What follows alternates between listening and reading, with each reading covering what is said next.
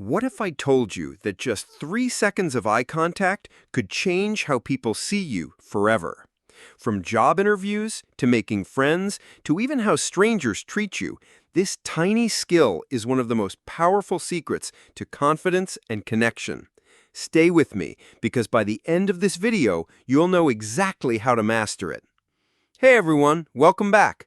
Today, we're breaking down the hidden psychology of eye contact, why it's so powerful, how cultures see it differently, and a super simple trick to start using it like a pro. When you hold eye contact, you're not just looking, you're sending a signal of presence, honesty, and confidence. With a friend, it makes conversations feel real. In a job interview, it tells the interviewer you're fully engaged. And even a quick look at a cashier while saying thank you builds a mini connection that words alone can't. A steady gaze often says, "I'm confident and honest," but look away too fast and it might seem like nervousness or disinterest. The secret? Context. When you're listening, keeping eye contact feels natural. But when you're thinking, breaking eye contact is expected. Here's where it gets tricky.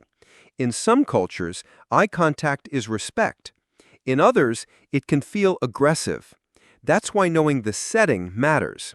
A business meeting in New York isn't the same as a family dinner in Tokyo. The good news? You can train this. Just practice holding eye contact for a few seconds longer in daily interactions. It'll start to feel natural, and soon you'll notice people paying more attention, trusting you more, and even smiling back. So here's the bottom line. Eye contact is a tiny habit with massive power. It builds trust, shows presence, and makes you unforgettable. Start small, practice daily, and watch how people react differently to you.